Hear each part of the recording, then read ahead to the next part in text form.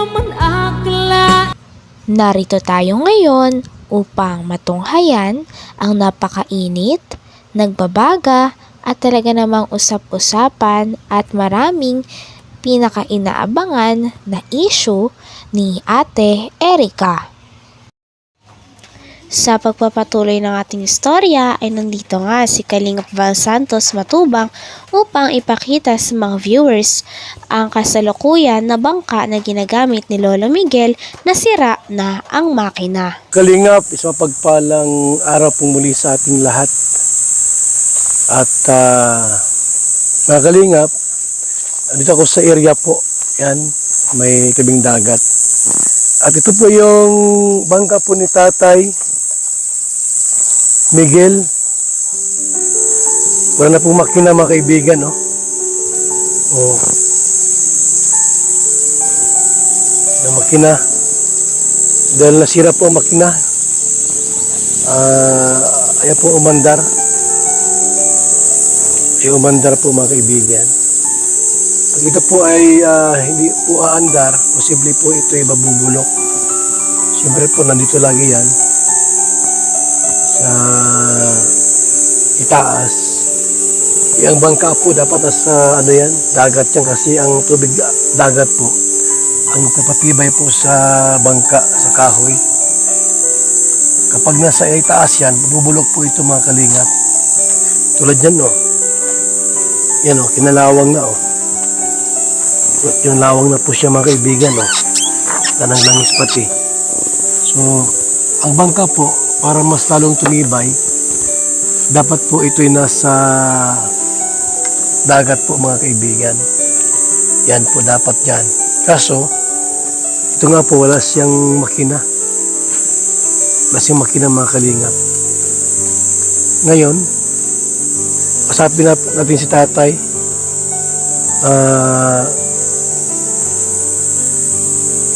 Miguel. So ito mga Kalingap po, yung dagat po dito. Ayan, ito yung dagat po. So malapit lang po mga Kalingap, no? Medyo hibas ngayon. Ganda ng lugar dito, oh. Yung ganda ng lugar mga Kalingap po.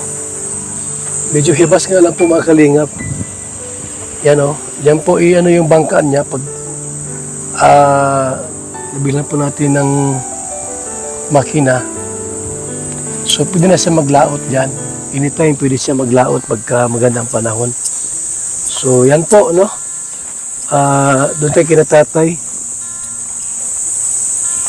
Miguel, kusapin natin.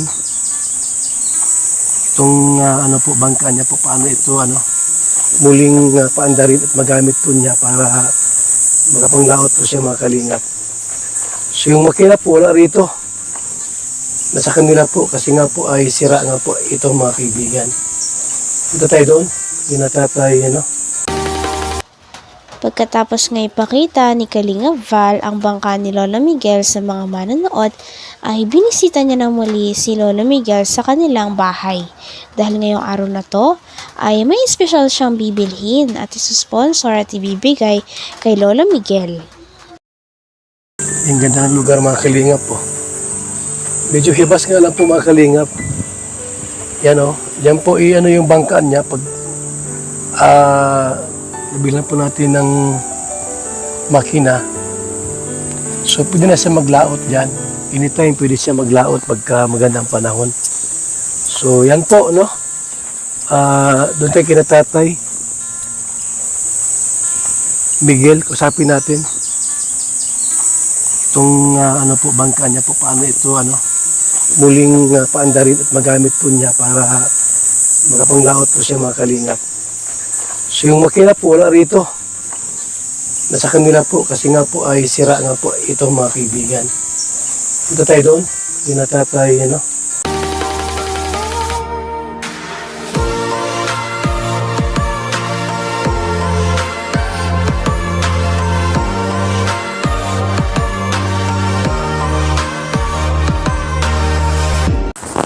Nasaan ang makina noon? Andyan? Yung sa bangka, nasaan ang makina ng bangka? Andyan? Gano'n yung kalaki tayong makina na yan? medyo lang yata yan.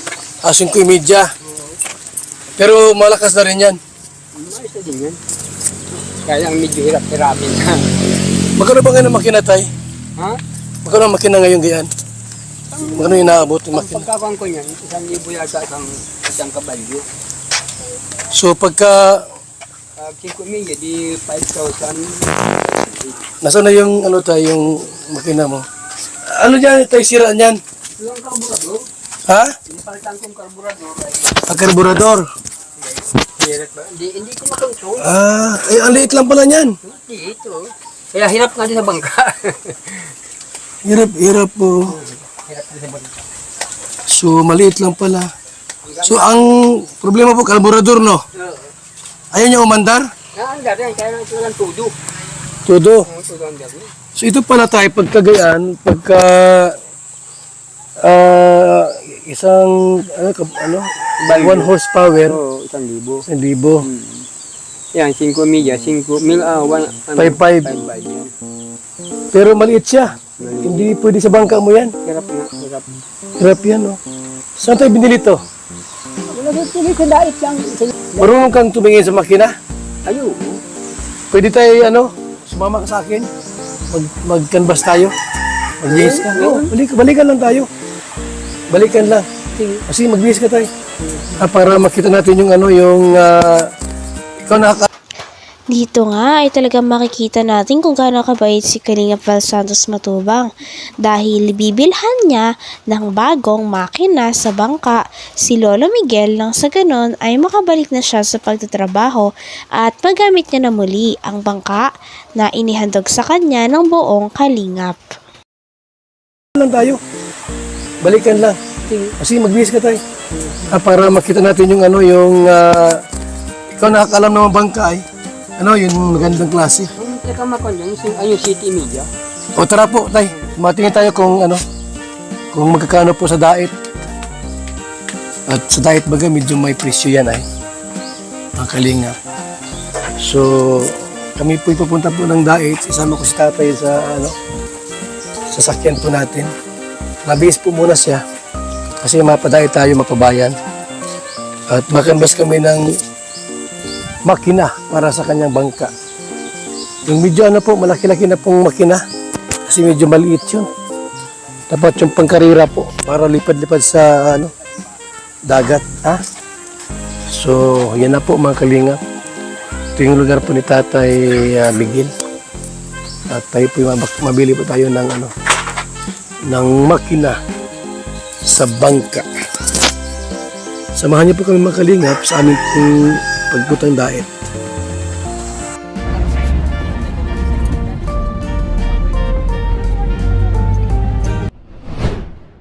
Bibiis dolor tayo bibili. And bibiis dolor ng Honda po. Makina sa bangka, sir, Honda. Makina sa Honda. Bangka. Meron daw dito.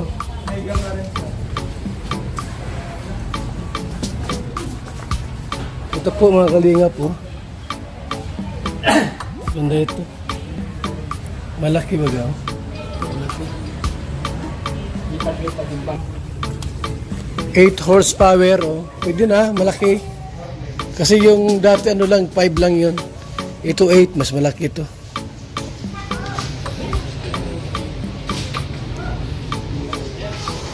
Mabuti may bakante rito.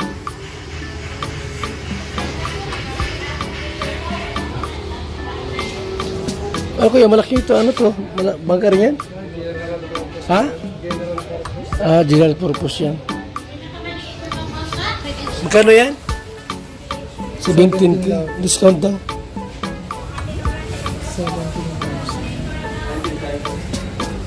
Magkano?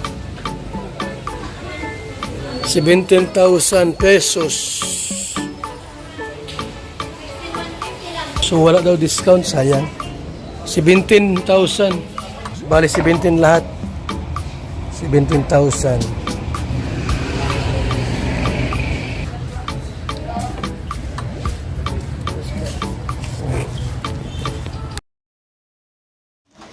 Hanggang dito na lamang muna ang ating napakainit, nagbabaga at talaga namang pinakausap-usapan na issue ni Ate Erica. Maraming salamat sa inyong panonood. Hanggang sa muli. Bye!